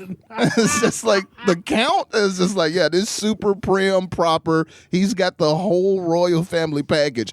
But the one thing that sets him apart is this dude parachutes out of a plane like 6 times a day for kicks. It's very weird. And that's how John Cena is. He can apologize in Mandarin. Yeah. And then you see Batista, you're like, oh, he's just like a dude. Yeah. He's just a dude. But John Cena is very much like everything about him is a surprise. Yeah. He's just like, I'm super into wrestling. Yeah, I wrestle and I started to act. But what you don't know is I have a PhD in advanced chemistry, and I would like to talk to you about my new machine that possibly will turn lead into gold. It's like, fuck? Aren't you the dumb wrestler, dude? And he's like, he's not. He's just like, I just like wrestling. But yeah. I'm just really great at it. But what I'm really into is reading the classics. Like, what the fuck? Oh, man. Hell yeah. All right. Batista number 3. Who else you got? Number 2, for the pure insanity of being a movie monster, slack-jawed yokel, out of his mind, nothing behind the eyes type dude, I gotta go King Kong Bundy. Oh, shit. Yeah. King Kong Bundy would make a great horror movie villain who's just like a regular fucking redneck or some shit that's gone crazy. Yeah. He's got the look. But now that you say that out loud, it's like, why hasn't anyone used him like that yet? Well, he's not with us anymore. But, okay. But, he wasn't one. What was the movie? But when he was alive, why? I know, right? He was in some movie when he was alive. I can't remember what it was. No, I'm not. It wasn't him, but the dude in Stir Crazy. He was very King Kong Bundy-esque. Yeah. And I could see King Kong Bundy. That's what he reminds me of. The white dude. Yeah. The bald, big, white. Yeah. The quiet. I forget what his name was. He's very King Kong Bundy has those vibes. Yeah.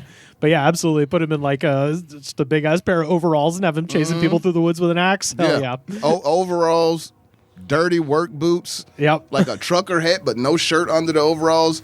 Fucking like 3-foot long piece of straw hanging out of his mouth. Hell yeah. King Kong Bundy is a terrifying dude in that sense, man. Yeah. And my number 1, because I figured out why I don't like wrestling after childhood. I got out of wrestling after like the 8th grade. And I figured it out last year on my podcast talking to my good friend Will Weiniger, who, like yourself, still loves wrestling. And I shout out to Will. Love it's Will because Weiniger. I'm a cinephile. Yeah, sure. So I love all these different aspects of film. And so I'm heavy into writing and acting. And wrestling features the worst writing and acting you've ever seen in your life. And I think that's what took me out of it so soon. But, and like wrestlers, it's very like outline. Yeah. When it comes to what they're supposed to do. They have no formal training. Yeah. It's just like they just keep throwing around words like personality. But they don't teach them so they just think it means act out and over the top. Yes. So anything they do that's good is by accident. Like there's wrestlers who are like super funny in the shit they do, but they're not trying to be. They're just going big and the shit is just goofy. And so in that vein, I think Ric Flair as Chris Elliott's character in the Scary Movie film franchise. I think Ric Flair would be great in a horror film if it's a comedy, and you just tell him to turn the woos up to 11. Oh, yeah. I think he'd be so great and so goofy, like Chris Elliott was with that little hand. That's the type of role in a horror film that would be perfect for Ric Flair. Ric Flair also could be in a potentially like a nursing home based horror film where because it'd be so real, it'd be so true to life. Just one of the patients, like, you're a crazy old man. He's like, yeah, but like, what's my role in this film? Like, that. Incidentally, I served Ric Flair in a restaurant in Savannah, Georgia. What? Tell me everything. I worked at the Hyatt. What year? Oh, of course it was the Hyatt. Yeah, it was a Windows restaurant. Nothing but windows facing the Savannah River. What year are we talking? What era of Flair? 97, 6 area. Dude, fuck yeah. In its heyday. Yeah. And Ric Flair, it's like everybody would come through that, like the Atlanta Hawks. Tommy Lasorda was there. Yeah. With a whole family of this baseball player that he was gregariously talking about.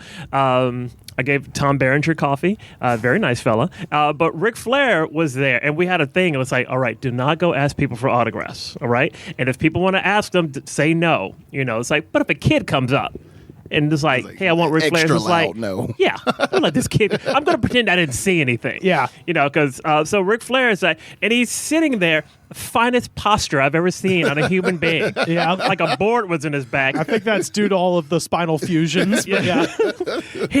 I'd never seen pectoral muscles like that. His chest was huge. His chest was wider than his shoulders. Shock of white hair, just like, more water, sir? Yes, please. Thank you. Just nice, just a regular old dude. Just a regular dude, but bigger than life. And nobody knew who he was. Nobody. I'm the only one. It's like, that's Ric Flair. In Georgia in the 90s? Yeah, no one knew who he was? Ric Flair. Who? Ric Flair.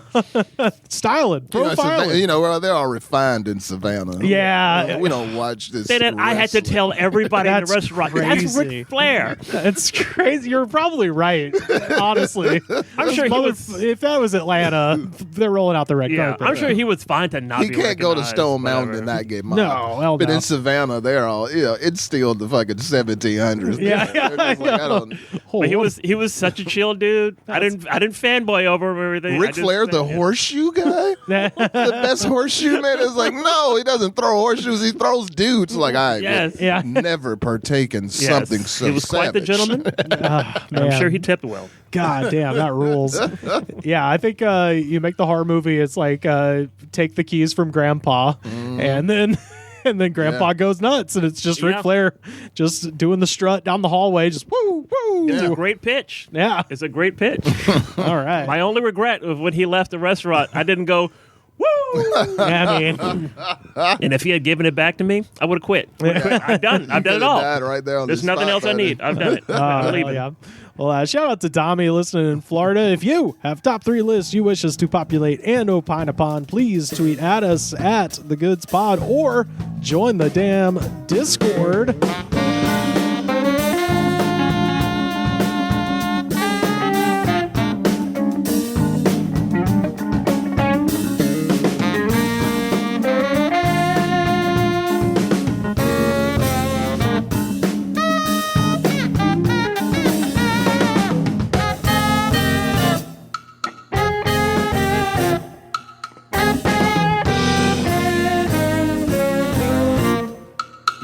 We have time for just one more segment, and of course, this is our jam of the week. Oh, and we were speaking about bass lines earlier, and that's one you all know. Chris, I know you're a fan of smooth music, as I am, and this is, of course, I like it smooth. 1982's Hall & Oates classic, Maneater. Yes. She's a man-eater. Hear it now, ringing out across the Magic City. Watch out, everyone. Here she comes. No, seriously. Here she comes. Watch out. This is off of their album H2O. Which I own. 1982. Cassette and CD. Hell yeah. I've got that one on vinyl. It's just two sweaty men about an inch from each other's faces, just staring each other down. It's really a tremendous album cover. And I hate to say it, they're 80s homoeroticism. Oh yeah, Peak 80s homoeroticism. It's that one, and I think the album is called Centaur by Roger Daltrey, where he's a centaur, and he's just got his fist raised to the sky. As Hall & Oates is just the Top Gun volleyball scene in music group form. Oh yeah, and of course the Hall & Oates, they're kind of going through it right now. Big time. It's very sad to see. I was very, as a child of the 80s, it hurts my Carolina heart. XM turned me on to it on my Facebook page. It's like, no, not my sweet Daryl and John, no. It's the 80s version of the Beatles being into it. Yeah. Like, you can't, like, Hall & Oates, they're not a rap group. Yeah. They're not a rock group. They're beefing? Yeah. If they're not, I look at Hall & Oates like I look at a married couple who's been together for 30 years and gets divorced. If you can't hold it together, right, what's the hope for the rest of us? Well, you see like two 56-year-olds like, we're getting divorced. It's like, what? Yeah. Well, it also just seems like I've been married 37 years. Yeah. Well, it also just seems like a thing that should have happened in like 1990. I know that it seemed too late. Now, here's the thing, and I read a little more about this because the word restraining order was used. So the restraining order didn't mean like Daryl said, John better not touch me. But there's a restraint. So they have their musical library. John Oates apparently wants to sell part of it. He wants to sell his half. His half. He wants to sell the part he owns. And so the restraining order is against the sale, not against John. Mm. Yeah. Still disappointing. Still sad. Yeah. Well, they're my favorite duo. They're my favorite band. I love they Hall & Oates. fucking rule. They are the greatest duo. Yes. Yeah. Well, in music history. It's kind of what's happening now with a lot of these groups. Like Bob Dylan sold his entire collection to Columbia. Yeah. And it's a thing now. It's almost like the reverse mortgage of pop music. Yeah. It's big business. Yeah. Like people getting kind of up there in age, and it's like, hey, how would you like a shit fuck ton of money to have no control over your music ever again? Yeah. And, but it's different when you're solo. When you solo, the only person you're disappointing is your fans. Right. But when two people are together, you can't do that. Especially when it's like, let that man sell his half. Yeah. Like, I get like why you might want to vet who he's selling it to. Yeah. So you gonna get it bad, like, you don't want the mafia involved in your music, but like you can't. That dude owns this. It's essentially like trying to stop him from selling his house. This is his. Yeah. Absolutely. You can only control your controlling interest in this. His 50% is he could fucking donate that shit to charity if he want to. Well, it's a damn shame, folks. But nonetheless, we're going to talk about Maneater here. This video. Oh, this is going to be this is going to be the most upbeat, sad divorce motherfucker song comment section you've ever heard in your goddamn life. It's going to be that, and the other side is strictly going to be women who were man-eaters in their time. Oh, yeah. And then that's it. Yep. Not a lot of pills and alcohol, just random shit. Just emotions. But a lot of pills and alcohol with motherfuckers who were spit out after being chewed up or chewing up some man in the 80s, buddy. This song has 246 million views, 34,214 comments, and y'all, I read every goddamn last one of them. Let me tell you about Maneater, son. Yeah. 1987. Cheryl Crims. You pretty much nailed it. She's your real mom. She left us when you were just a babe. Weird ass references. First up, took her to see Loverboy. What? Golden Earring too. They were there. You made a golden earring reference. First, Suez Canal and golden earring. This is what a time to be alive. First up, RS 1645 from 3 weeks ago. I want to play the saxophone solo in the song early in the morning when it's not too many people outside, just for the echo. I want to wake up all the neighbors with the saxophone. I remember a Jamaican man playing the flute. What? Early in the morning in my neighborhood when I was younger. It sounded so amazing. He'd walk around every morning playing the flute. It's just a beautiful sound with the echo. With the echo. So this guy, 3 weeks ago, woke up and was like, God damn, that echo. That Jamaican guy got such an amazing echo in the morning. With his flute. I want to play Maneater and wake up the fucking neighborhood. Is such two different tones of sound. Waking up to a flute echoing through your neighborhood sounds like you woke up in heaven. I will say this. Waking up to a motherfucker playing the shit out of the saxophone. And specifically this song. Sounds terrifying. Jamaican Echo is my favorite flavor of Rip It energy drink. I drink that in Cozumel Fun back to back, and I read YouTube comments. Now I know. Cozumel Fun. We got to get a Jamaican dude on the flute. MRB 239 from 3 weeks ago. You young kids are a trip. Here we go. Play Mario like me. Pokemon. Little babies are millennials. What? I don't know. I just love play Why Mario are they like so me. incoherent? I want anyone do spell check or just edit. Is this dude a vinyl purist, but for like video games? But for video games, yeah. ColecoVision or get the fuck out. 63-year-old man who's just like, millennials are like me. The oldest, they're in their 40s. Yeah, You know what I mean? And the youngest, they're like 28, 29. Yeah. Like, that's to be like you fucking millennials and your goddamn PS3s. Play Mario and Pokemon. You 38-year-old millennials with your mortgages. You don't understand like, my life. This dude he didn't get into video games till he was like, Pokemon isn't that old. Yeah. In terms of video games. Also, if you're a millennial, that's literally what you played. Like that hit when I was in 7th grade, I think. This dude might be 56 and he's just like, Pokemon and Mario Brothers, that's where it's at for video games. It's like, you got the video games when you were 31, buddy. That's when Pokemon hit in the late 90s. You were in your 30s. This next one, there was a lot of stuff like this. I'm just going to let this one guy speak for all of these people. Boy Sean from 2 years ago. Boy Sean. This is my ex's favorite song. ... I fucking hate her. That's there were so many like that on this He needs thing. to go to therapy. If you've got an ex and this is your favorite song, both of y'all are in your 50s at least, and you're too old to be feeling like this and doing this on YouTube. This guy, you need some group therapy. This guy I'm a little worried about. J-Rock from 8 days ago. I'm outside with my kitties right now, sipping a cold cranberry, Henny, and tequila mix.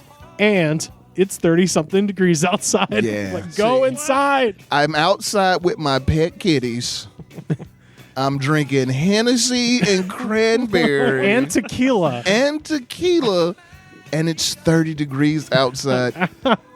That is a cry for help. That man is standing over something. Narado, I'd love to come hang out with you, man, but I gotta walk the kitties. I gotta take the kids. What are you doing? I got the kitties out of the park. I get my leashes out, Mr. Fluffernutter, Rum Tum Tupkins, and Ladybug. We all walk out in the park. Sorry, I'd love to come out with you, Narado, but I gotta walk the kitties. That dude is standing over some kind of body that he's dismembered. I don't know if it's human or animal.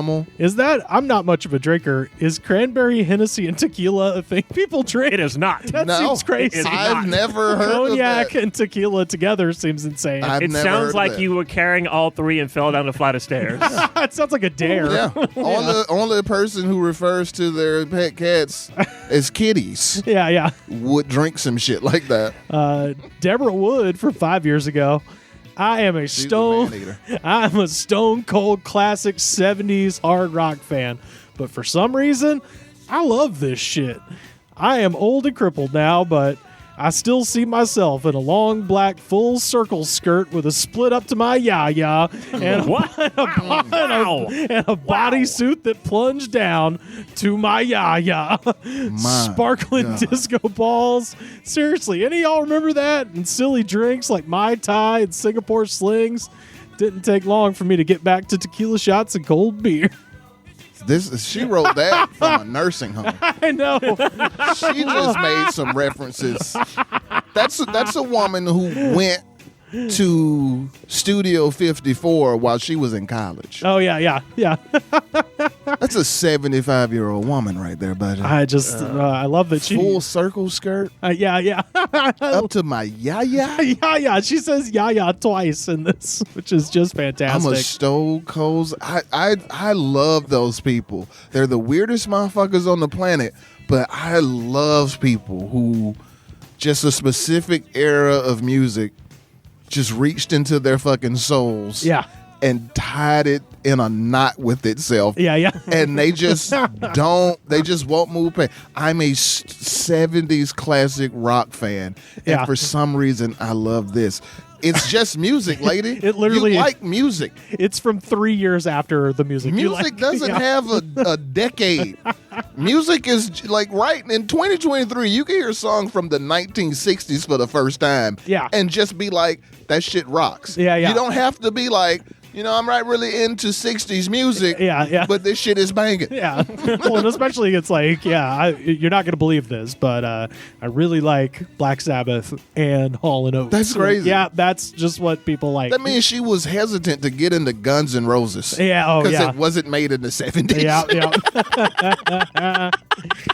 Well, shout out to Deborah and her yaya. This one is Ree Jackson from 1 day ago, so hot off the presses. That's a freak right there. The person who sent this song to me confuses Maneater with being turned off by hyper-cautious cheaters who monger whores. I told you. If a man plays his cards right, I'll definitely eat him the fuck up. I told you that was a freak. All right. Ree Jackson. Somebody needs to call her. I'm sorry. I'm in love. Jackson. Ree Jackson is the name that all like today we know them as OnlyFans girls. But in the 70s and 80s, that was the name of like women who weren't in porn or strippers, but who had the reputation of doing porn and stripper things and were famous for it. Like Charo. This is like 80s Charo. Ree Jackson. That's so exotic for 1984. I like that it starts with the person who sent me this. So presumably somebody texted her a link to this song, and instead of texting them back was like, "Oh no, I'm going to the comments to address my thoughts on your sending me this." This one is Jonathan Lewis from 3 years ago. I remember when this came out. I was in high school, and my mother wouldn't let me play the record because she thought it was about oral sex, and I had to explain to her that the protagonist was a whore and not necessarily a dick sucker. Jesus Christ. You talk about splitting hairs. Also, with your mother. She's not sucking dick, Mom. She's a hooler. Like, what? And what do whores do?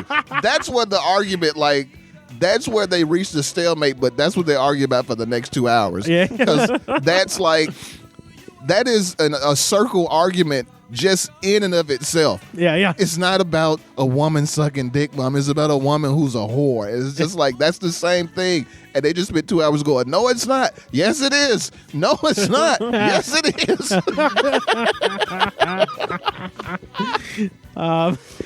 This one is Israel Lopez from 3 years ago. This song came to my mind last night when we were video chatting.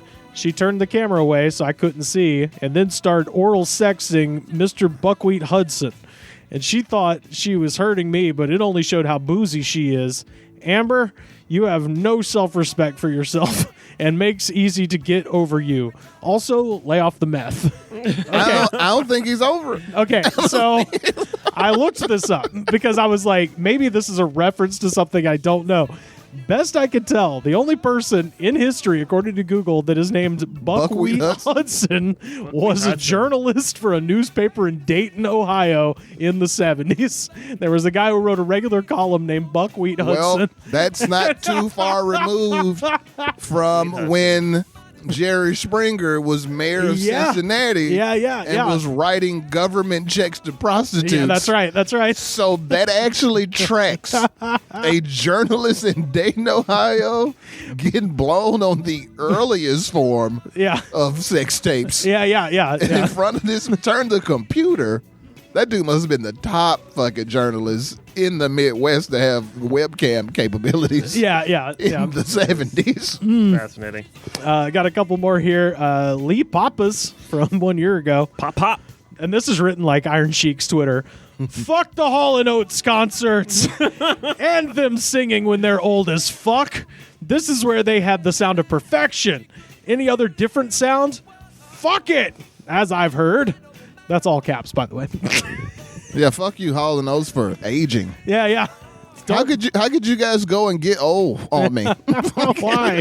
Why did you get old on Lee Papas? Die in 1988 so I wouldn't have to sit through concerts like these dudes are like 49. This isn't Hall & Oates. They sound like grown ass men. This sucks. This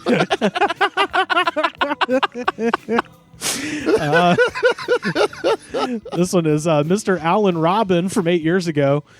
To all, and this is all caps, to all ye who care to know, this song was written about my ex-wife, Sue Barker /Roberts/Runge /Dodson of Madras, Oregon. The hell's a Runge? I think that's a last name at some point. She was Miss Runge of Madras, Oregon. Biggest slut ever. Well, yeah, she lived in the fucking part of Oregon nobody gives a fuck about. You got to do something. Pass the time away. She broke a good, honest man's heart. Beware to all who enter the Coldwell Banker Realtor in Madras, Oregon. There she is, a man-eater. Called her. Ow. That's a call. Place of work. Brutal. Brutal. I got to look up Madras, Oregon right now. You gonna go on a tour? I want to go. You on a tour? Yeah, but that's wild. But they ain't got no tow truck museum. We got to go to the Coldwell Banker and see what's up with this lady. Yeah, I need a house. Yeah. Oh, get this. It's in Jefferson County. Okay. All right. It's Kismet. And it has a population of 7,456. So she married everybody in the town, I guess. Here, check this out. Here's the notable people. There's 3.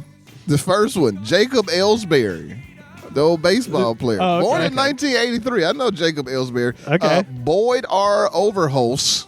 Whoa. 1909 to 1966, attorney and state legislator. And this third one is going to fuck you up. Okay. Born in 1970, died in 1993. River Phoenix. Whoa. Actor born in Madras. Wow. Wow. No shit. Okay. Their sister city is Tomi Nagano, Japan. Oh, okay.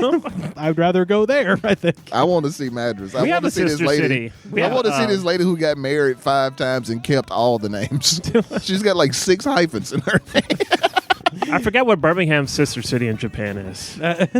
We have one. Joey Owens from 4 years ago.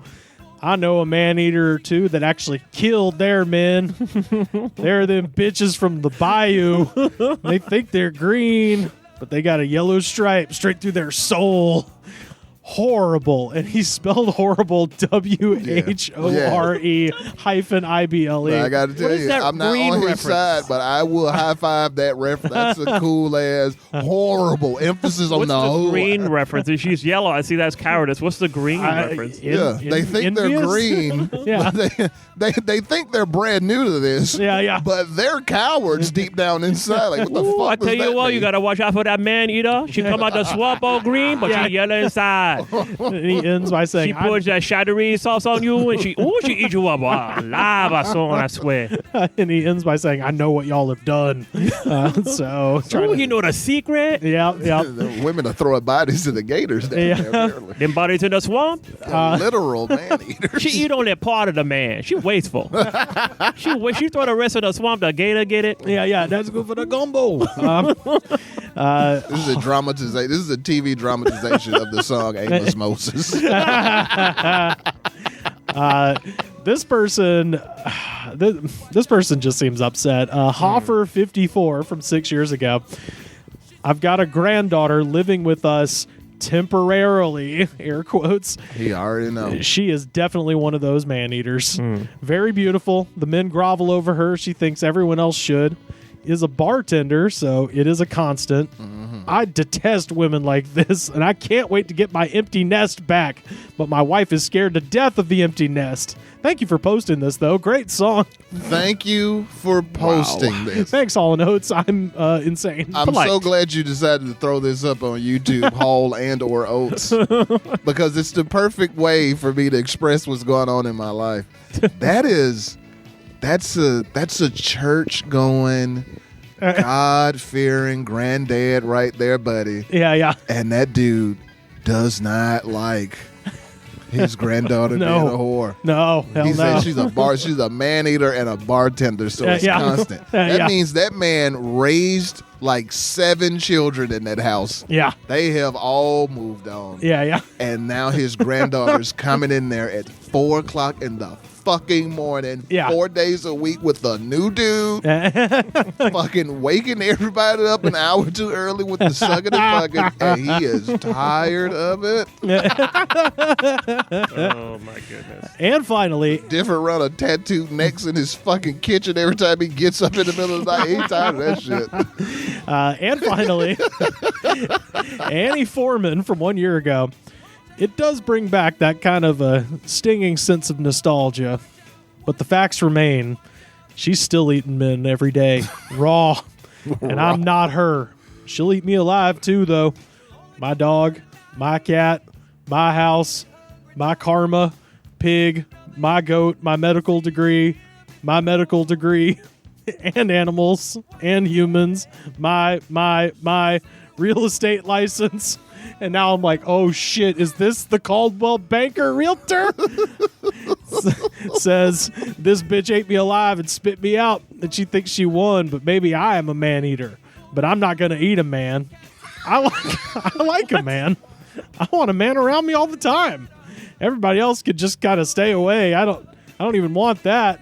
My husband, Justin, and then it just ends. And I'm like, oh no, she died. She died while typing that. Wait, that was a woman? Annie Foreman. Okay. Yeah. When the way it was going, I thought it was. Yeah, I thought it was a dude. Me too. Who got burned by a woman. Yeah. Now he's just coming out of the closet like, joke's on her. I'm not heartbroken about her leaving. I don't want women to be around me anyway. I like dudes. Yeah. I just like Thank you for pushing me to live my truth. I just like that she broke at some point and said animals, humans, and my real estate license. Yeah, she's a Renaissance woman. Oh, yeah. She's got a real estate license. She's got medical. And she types her stutter. 2 medical degrees. She's got an MT. Yep. She also has a veterinary Pigs, medicine goats, degree. karma. And she runs a farm. Yep. And this woman ate her up and spit her out, so she was experimenting. Oh, well, that is, of course, the very coherent comments for Maneater by Hall & Oates, our jam of the week. Christopher Davis, where can people find you online? Chris Davis does stuff on Instagram. I am Chris Oz Davis on Facebook, and I believe on Twitter as well. Just look for...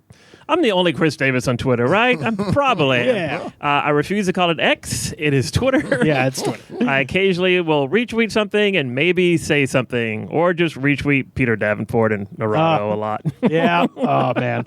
Love Peter Davenport. Yes. Rod, where can people find you online? Twitter and Instagram. Rod for short. ROD, the number 4, SHORT. Facebook, Narado Moore. And you can listen to my podcast that's still on a medical hiatus, but it'll be coming back soon. Uncle Rod's Story Corner. Uncle Rod's Storacious Corner. Check it out. It's a fun time. It's a crazy, wild ride. Hell yeah. You can find me on Twitter and Instagram at Rivers Langley. And of course, we would love for you to join our Discord. You can find the link tree /The Goods Pod, find an invite there. And you can support our show in the best way possible by heading over to patreon.com/The Goods Pod. Second best way to support our show, head to Apple Podcasts, rate, review, and subscribe. Show the attitude of gratitude, because if you do not have the attitude of gratitude, Daddy, you are not going to have any Cozumel fun. The Goods from the Woods was recorded and edited by me, Rivers Langley. You can find our show on Twitter at The Goods Pod. Our theme song was composed by Jonas, the Space Cowboy. This was a Brain Freeze podcast.